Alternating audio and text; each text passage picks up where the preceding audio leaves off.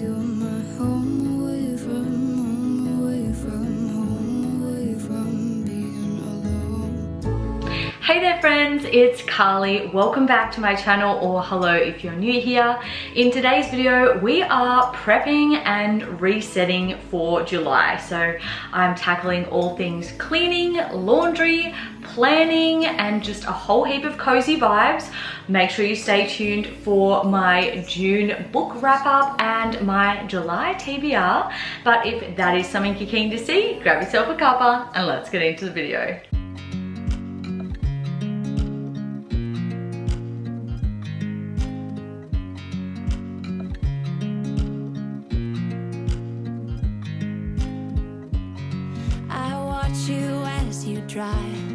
Do you know I'm looking?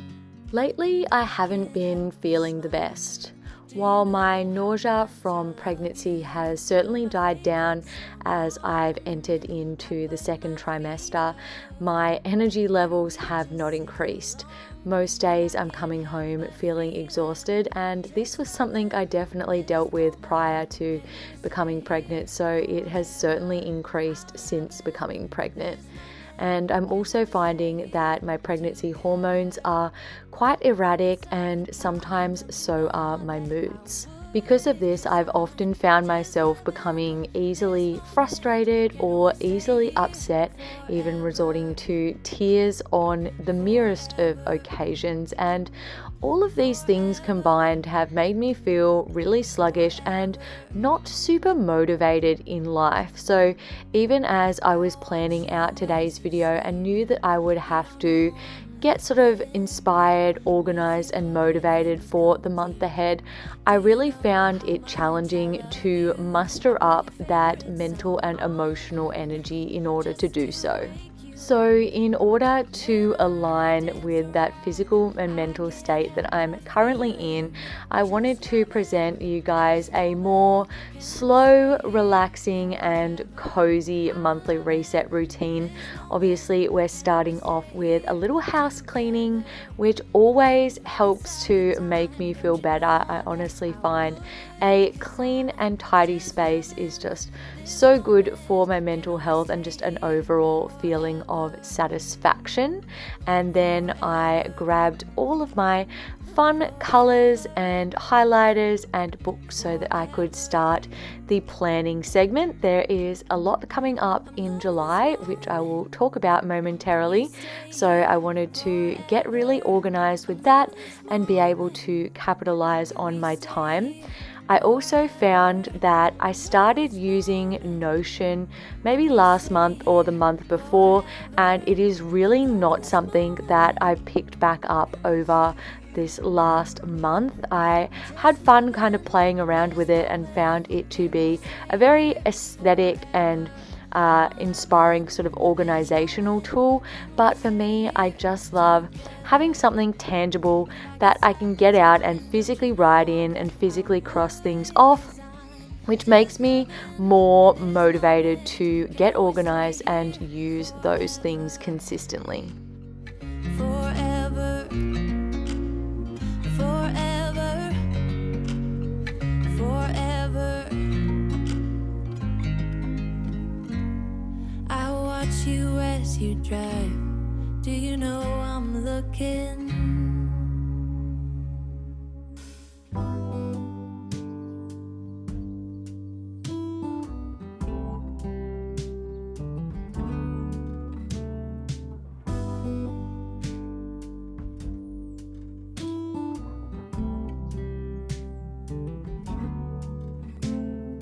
Open air, side by side we sway there in all the colors. Summer love,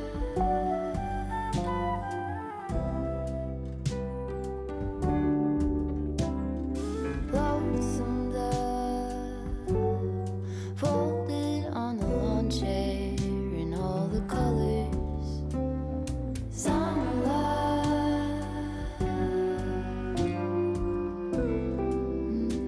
So I've just finished doing my planning for the month. So I put some key dates in my diary. I've got some appointments coming up in early July, and then we start school holidays. And I obviously really want to capitalize on that time to get a heap of pre-filming done, because term 3 is going to be a hectic term when it comes to school.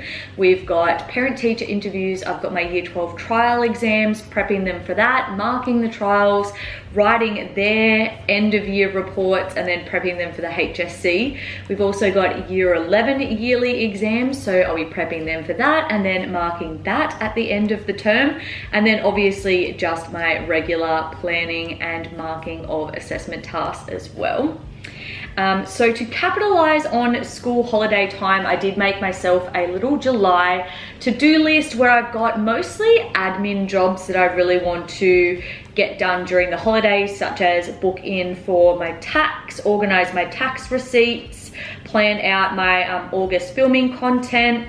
I've also started changing my last name with different things. When you get married as a woman, if you decide to change your last name, it is quite a hassle, because you need to go to the bank, to the ATO, to Medicare, to your doctor, to all of these places that have you registered as whatever your current last name is, and to start the process of changing that. So I have updated my driver's license so far and my Medicare card. I'm gonna go down this week and update my bank account and get myself a new bank card. And then I do want to update my tax, my number with the tax, and also with the electoral, what is wrong with me? Electoral Commission, my gosh. So I'll start that process. It will be long. I'll just be ticking things off as I go. I also really want to make a book of all of our wedding photos. I am used to doing scrapbooks, and they're fun and they're pretty, but they take a long time to sort of get together. So I'd actually like to print a book online. I've not done that before, so if you do have any recommendations of a quality yet affordable printing site, let me know in the comments. I would also even just like to put together a book of all of the different family day trips that we went on last year, and then this year obviously that'll include my honeymoon and a heap of different trips. So that will be part of the holiday agenda. This is my little manifestation book and gratitude book. I'm gonna take this with me. I'm gonna go watch Dave play soccer shortly, so I'll take that with me as something to do while I'm in the car waiting for his game to begin. And then for now, I'm gonna mosey on into our little study room to set you guys up with the monthly book wrap up. And I have already done my ratings for this month. Can I speak? Oh my gosh. I have already done my ratings for June and set up my TBR for July. Very exciting. Let's go chapbooks.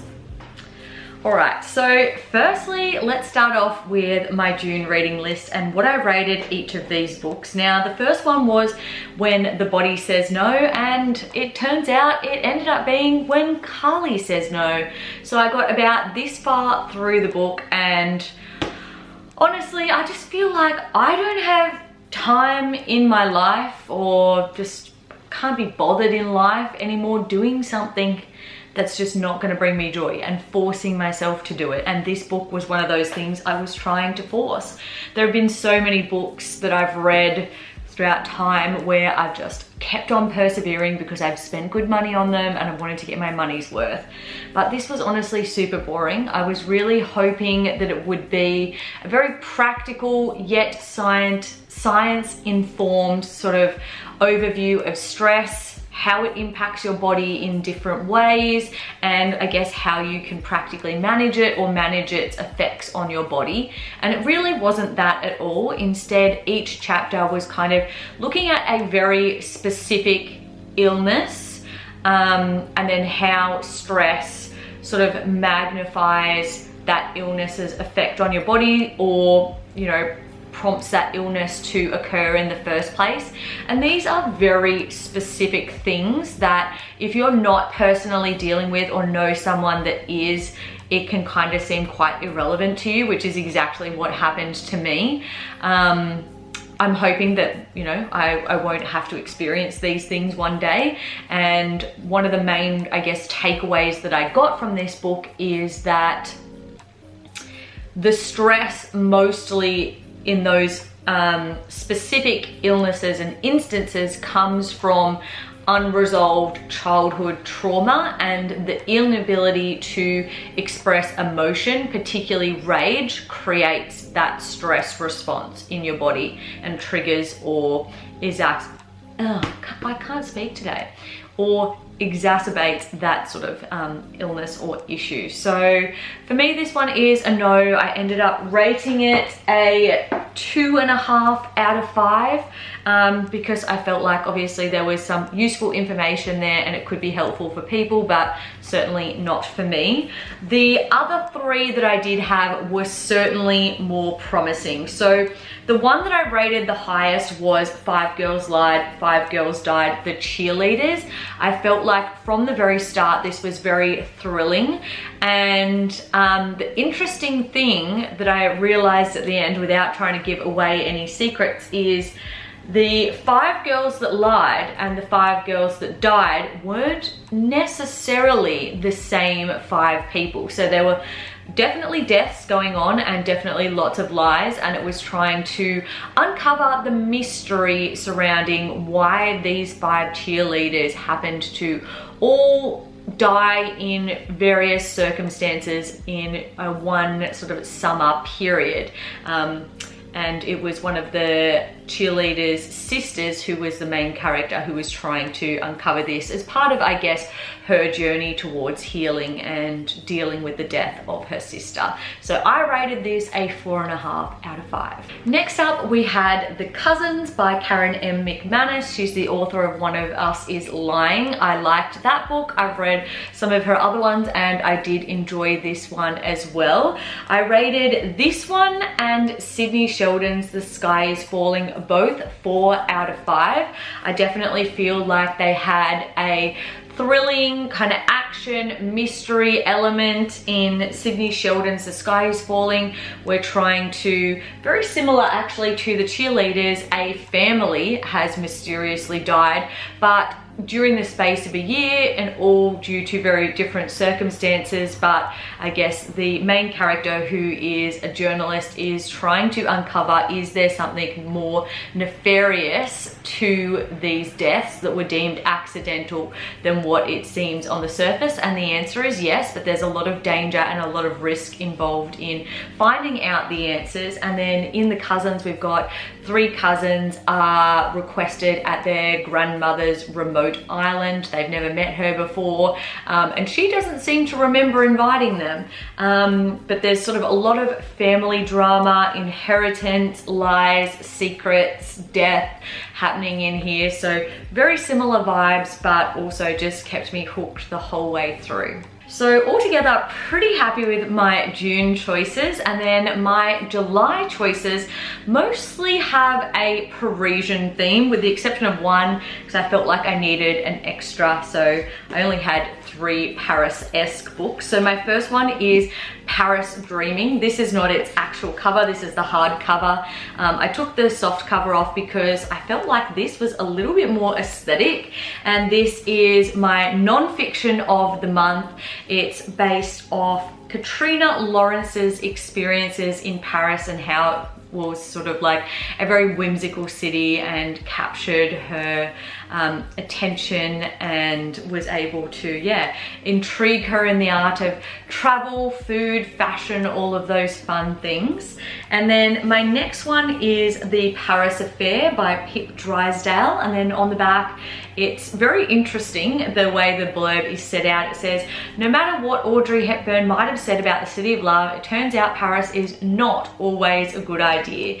Meet Harper Brown, occupation, art and culture writer, dream job, hard-hitting news reporter, location, Paris, loves, true crime podcasts, art galleries, coffee, whiskey, does not love, Fake people, toxic positivity, being told how to live her life by smug workmates who have no life, that's you, Stan, her narcissistic ex. Favorite book, 1984. Favorite artist, Noah X, sometimes.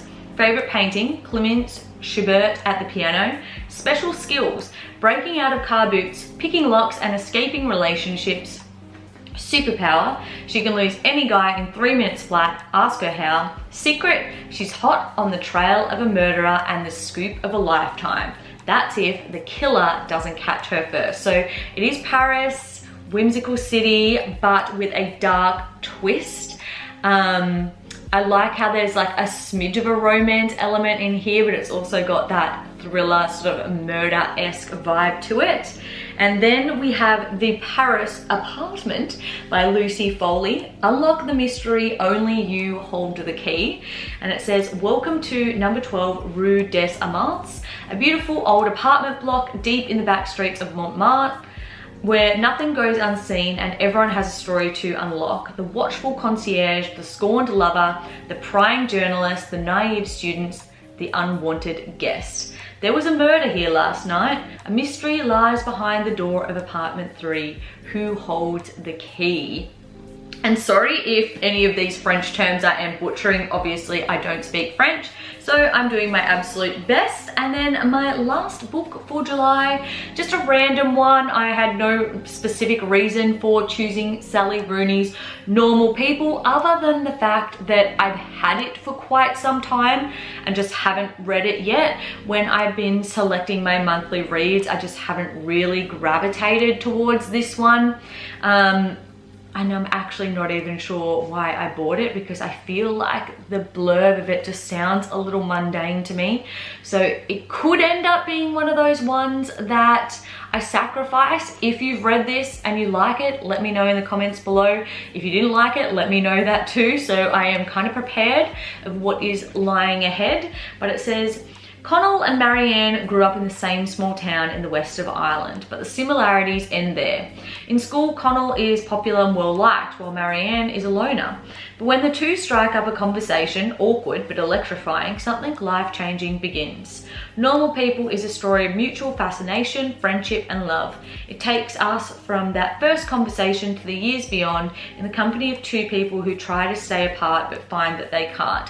Okay, so there's certainly a love story element there, and I'm hoping that it's going to be thrilling at the same time, because as you know from my previous month's reads, I haven't had a real good go with the quiet, soft love stories this year so far. For whatever reason, I have woken up with a headache that has just proceeded to get worse as the day has gone on.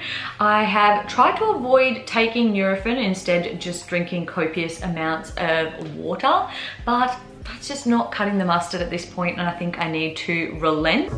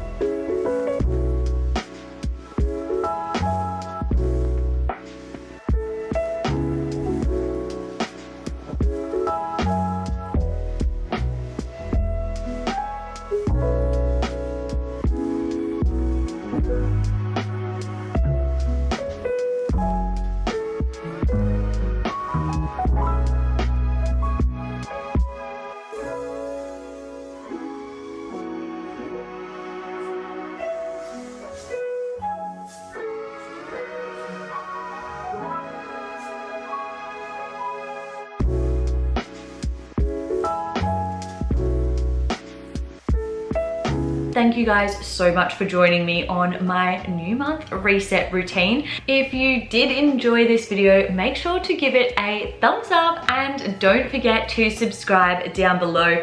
I put out new videos every single week. With that being said, I hope you have a fantastic rest of your week and I'll see you all in my next video. Bye guys.